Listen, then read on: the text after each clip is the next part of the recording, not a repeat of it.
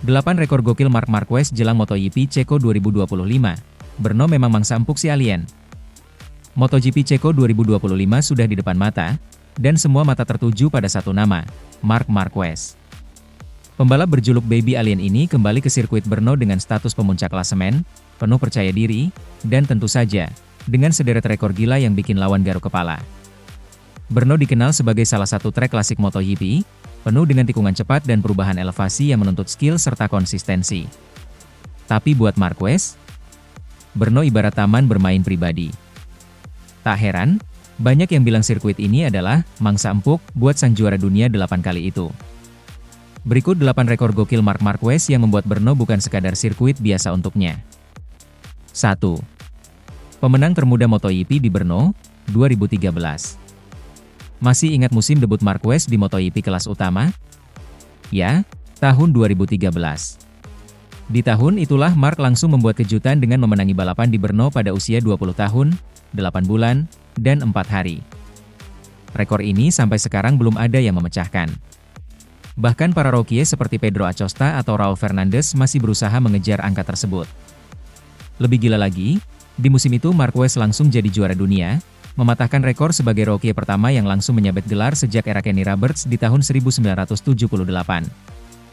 2. 7 kemenangan di semua kelas. Kalau bicara Brno, Marquez bukan cuma jago di MotoGP. Sejak masih balapan di kelas 125cc dan Moto2, dia sudah menunjukkan taringnya. Total, Marc mengoleksi 7 kemenangan di Brno di semua kelas. Yang bikin salut, dia menang dengan berbagai tipe motor dan mesin, membuktikan bahwa Brno memang cocok dengan gaya balap khas Marquez yang agresif tapi tetap halus di tikungan. 3. Pole position terbanyak di Brno. Selain urusan balapan, Marquez juga rajanya kualifikasi di sirkuit ini. Hingga musim 2024, Marc tercatat sudah meraih 6 kali pole position di Brno. Itu artinya, hampir setiap kali dia balapan di sini, Marquez selalu start dari barisan depan. Dan seperti yang sering dia katakan, start di depan itu penting, apalagi di trek seperti Brno yang sulit untuk overtaking. 4. Lap tercepat berkali-kali. Marc Marquez bukan hanya cepat di kualifikasi, tapi juga rajin mencetak lap tercepat saat balapan. Di Brno, setidaknya 5 kali dia mencatatkan fastest lap race day. Hal ini menunjukkan betapa konsistennya Marquez menjaga ritme sepanjang balapan, bahkan ketika bannya mulai aus. 5. Rekor podium beruntun. Dari 2013 hingga 2019, Marquez selalu naik podium di Brno tanpa absen sekalipun. Entah itu juara pertama, kedua, atau ketiga, Baby Alien selalu pulang dengan piala dari sini. Rekor ini jadi salah satu yang paling sulit ditandingi oleh pembalap lain, mengingat betapa ketatnya persaingan di era modern MotoGP. 6. Duel klasik lawan Rossi dan Dovizioso. Brno juga saksi bisu duel-duel klasik Marc Marquez melawan dua nama besar lainnya, Valentino Rossi dan Andrea Dovizioso. Siapa yang tak ingat pertarungan sengit antara Marquez dan Rossi tahun 2015? Atau duel saling overtake melawan Dovi di 2018? Menariknya, di kebanyakan duel tersebut, Marquez lah yang keluar sebagai pemenang. Ini menambah daftar panjang korban Marquez di sirkuit yang satu ini. 7. Sirkuit dengan persentase kemenangan tertinggi kedua. Buat Marquez, Brno adalah sirkuit dengan persentase kemenangan tertinggi kedua sepanjang karirnya setelah Sachsenring. Jika di Sachsenring dia hampir tak terkalahkan, di Brno pun peluang menangnya selalu di atas 60% setiap turun balapan. Dengan statistik seperti itu, tak heran kalau Brno dianggap rumah kedua oleh fans Marquez. 8. Comeback fenomenal 2023. Salah satu momen paling bersejarah di Brno terjadi 2 musim lalu, 2023. Saat itu, Marquez baru kembali dari cedera panjang. Banyak yang meragukan apakah dia masih punya kecepatan yang sama. Jawabannya, Marquez membungkam semua keraguan dengan meraih podium ketiga setelah memulai dari posisi ketujuh. Itu membuktikan, bahkan dalam kondisi belum 100% fit, Marquez tetap jadi ancaman serius di sini. Apa kata Marquez menjelang MotoGP Ceko 2025? Menjelang seri Brno tahun ini, Marc Marquez tampil santai namun tetap waspada. Saat diwawancara oleh media Spanyol, ia mengatakan, "Brno selalu spesial buat saya. Banyak kenangan, banyak momen bagus, dan tentu saja banyak kemenangan. Tapi saya tidak mau terlena. Tahun ini persaingan lebih ketat dari sebelumnya. Mark juga menyebut nama-nama seperti Bagnaia, Acosta, dan Bezzecchi sebagai rival berat di seri kali ini. Tapi yang terpenting adalah tetap menikmati balapan. Kalau saya bisa menikmatinya, biasanya hasilnya bagus, tambahnya. MotoGP Ceko 2025, akankah rekor bertambah? Dengan kondisi fisik yang kembali prima dan dukungan penuh dari Ducati, banyak yang memprediksi Marquez akan menambah daftar rekornya di Brno tahun ini. Apakah ia akan kembali pole position? Menang lagi? Atau mungkin mencetak lap tercepat ke-6 kalinya? Yang jelas, akhir pekan ini semua mata akan tertuju ke sirkuit Brno. Dan untuk para penggemar MotoGP, bersiaplah menyaksikan aksi sang alien yang kembali berburu rekor di tempat favoritnya. Sementara itu, Marc Marquez berpotensi bertandem dengan Di Giannantonio di Ducati Lenovo. Bagnaia kabarnya merapat ke VR46. MotoGP 2025 kembali memunculkan rumor besar yang siap mengguncang bursa transfer. Setelah sempat tenang, kini kabar mengejutkan datang dari kubu Ducati Lenovo Team. Menurut laporan media Italia, Marc Marquez berpotensi besar bertandem dengan Fabio Di Giannantonio, Di Gia, musim depan di tim utama Ducati.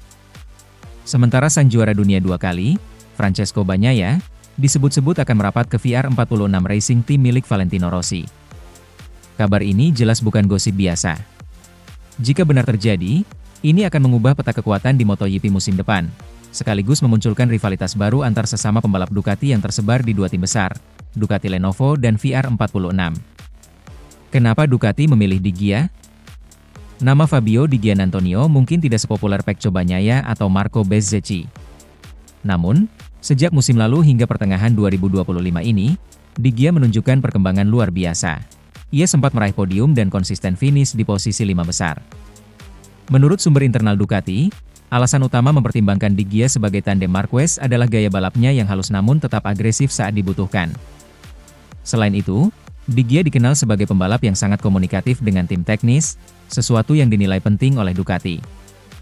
Fabio adalah pembalap yang terus berkembang dan tidak banyak membuat kesalahan. Dia tahu kapan harus menyerang dan kapan harus sabar. Itu karakter yang kami butuhkan di Ducati Lenovo, ujar seorang insider Ducati, seperti dikutip dari media Italia La Gazzetta. Bagnaia ke VR46? Bukan sekadar gosip. Di sisi lain, gosip mengenai kepindahan Francesco Bagnaia ke VR46 semakin santer. Kontrak Bagnaia dengan Ducati Lenovo memang akan habis di akhir musim 2025, dan hingga kini belum ada tanda-tanda perpanjangan yang pasti. Yang menarik, VR46 Racing Team, yang didirikan dan dimiliki langsung oleh Valentino Rossi, dikabarkan sangat ingin merekrut Bagnaia sebagai pembalap utama.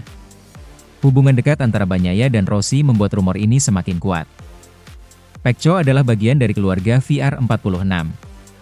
Jika dia ingin kembali ke sini, pintu kami selalu terbuka, kata Rossi dalam salah satu wawancara terakhirnya. Banyak yang memprediksi VR46 ingin meningkatkan status mereka dari sekadar tim satelit menjadi tim yang benar-benar mampu menyaingi Ducati Lenovo. Menggaet Bagnaia adalah langkah besar ke arah itu. Marc Marquez bertahan di Ducati Lenovo.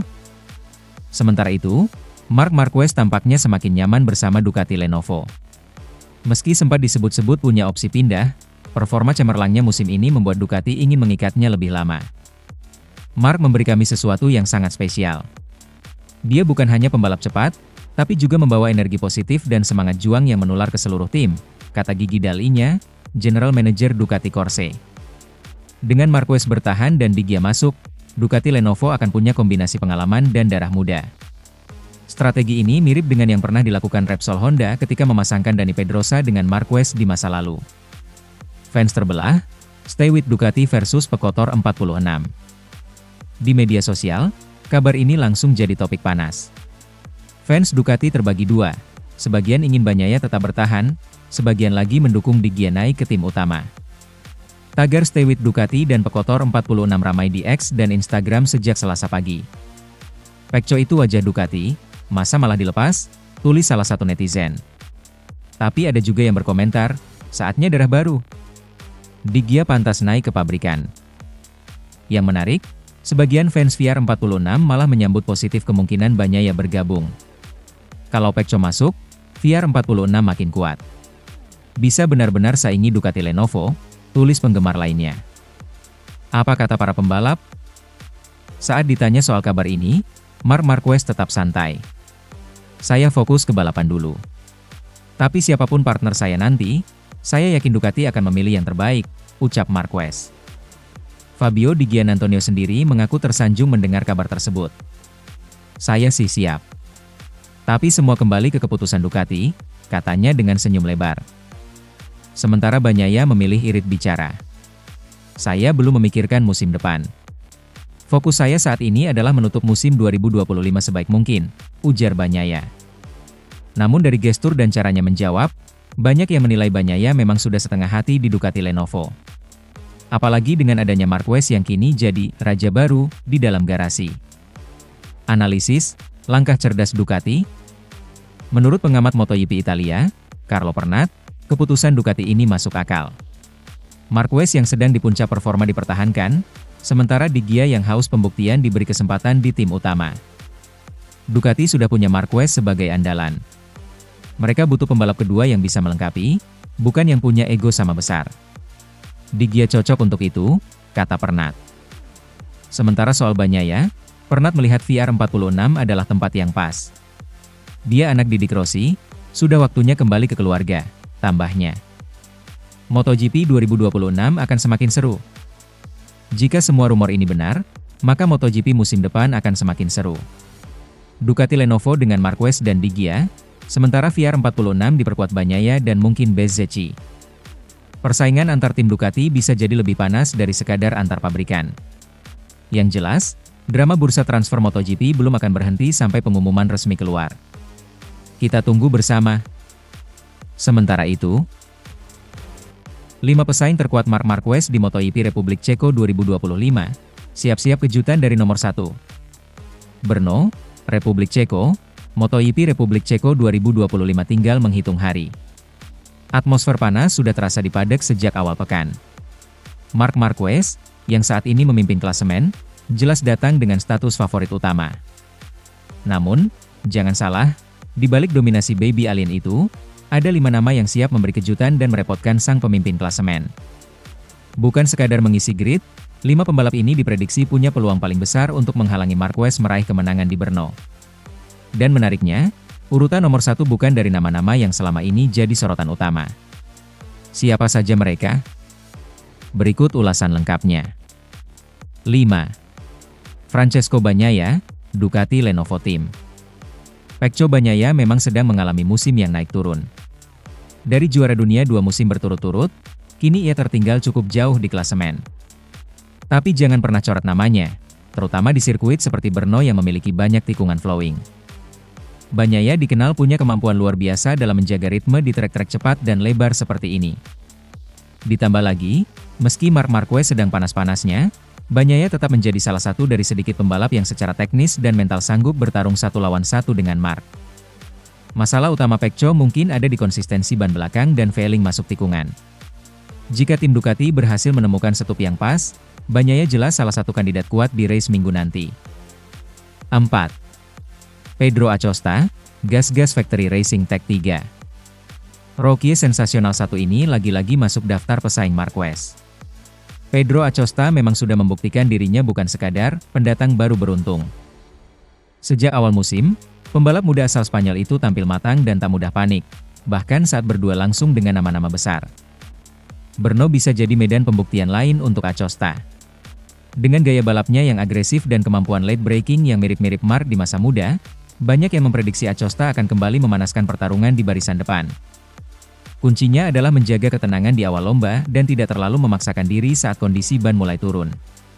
Jika itu berhasil dilakukan, jangan kaget kalau Acosta kembali naik podium atau bahkan mencuri kemenangan. 3. Jorge Martin. Mungkin ini salah satu rival, diam-diam berbahaya, bagi Marquez.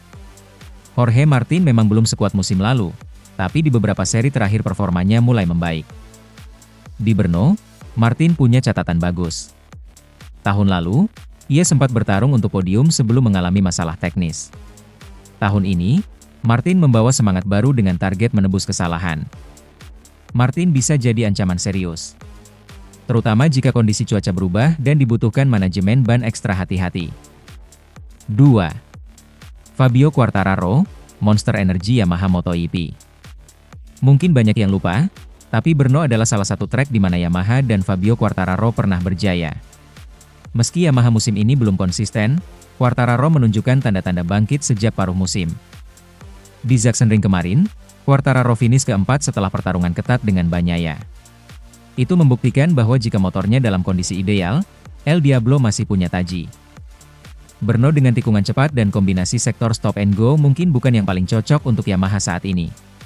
Tapi dalam dunia MotoGP, apapun bisa terjadi. Apalagi Quartararo dikenal punya semangat pantang menyerah.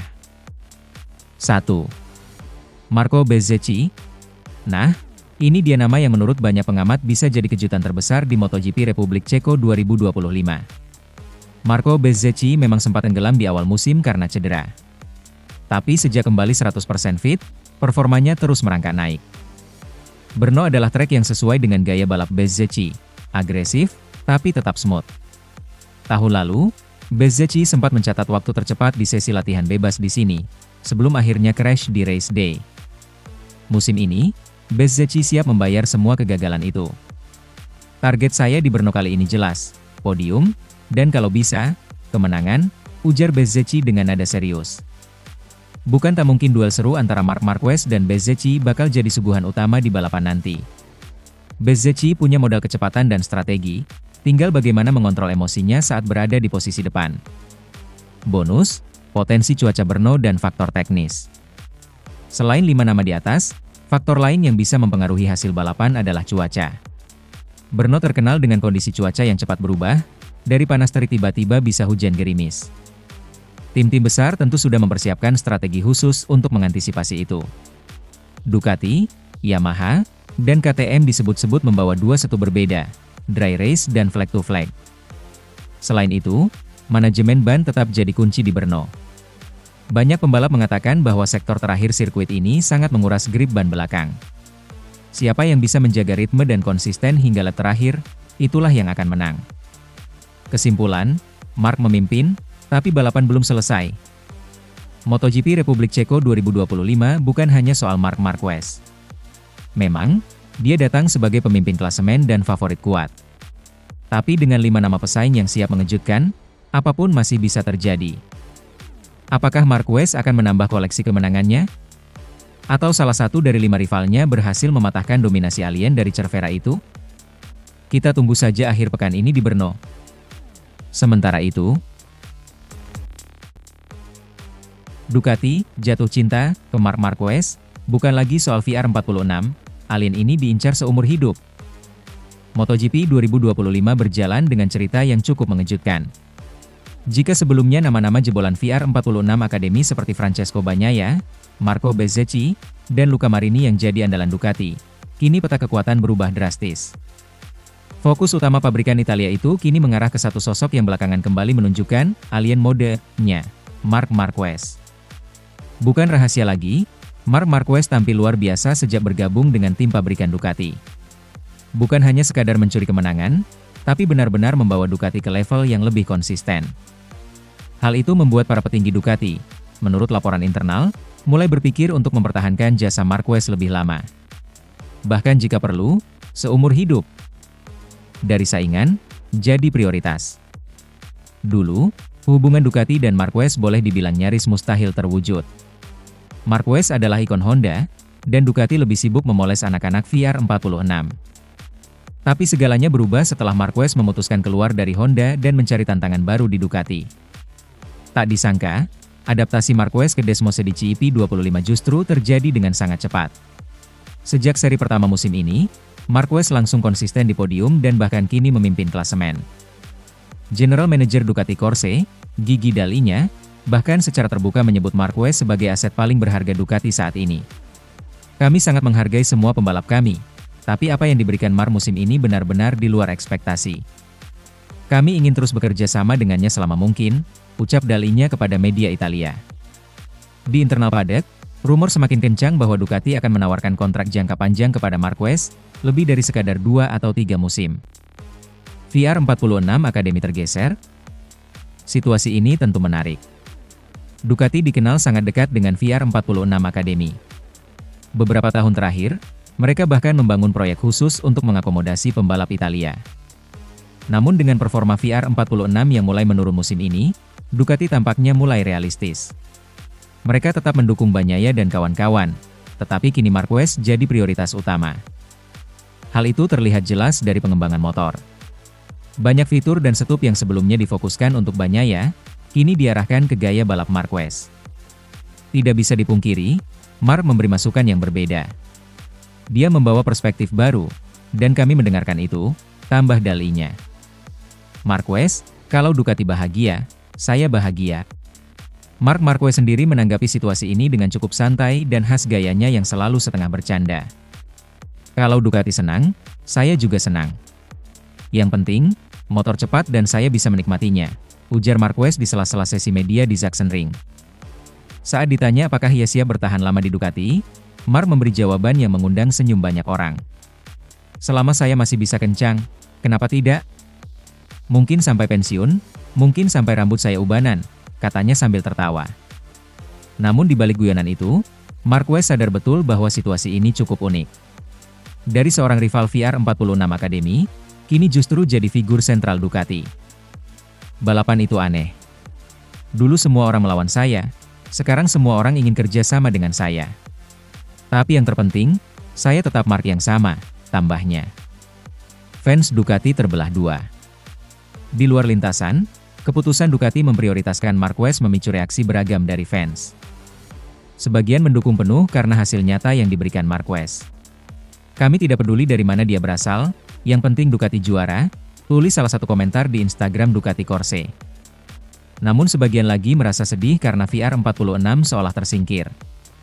Ducati itu Italia. Seharusnya fokus tetap ke pembalap Italia, tulis fans lainnya. Bahkan di forum-forum MotoGP, mulai muncul istilah baru, Ducati Marquez Corse, merujuk pada betapa besarnya pengaruh Marquez sekarang. Potensi kontrak seumur hidup. Menurut laporan dari media Italia, Ducati tengah mempertimbangkan dua skema untuk mengikat Marquez jangka panjang. Pertama, kontrak pembalap hingga 2028 atau bahkan 2030. Kedua, menawarkan posisi sebagai brand ambasador Ducati setelah Marquez pensiun balap nanti. Skenario kedua ini disebut mirip seperti strategi yang pernah dilakukan Yamaha dengan Valentino Rossi.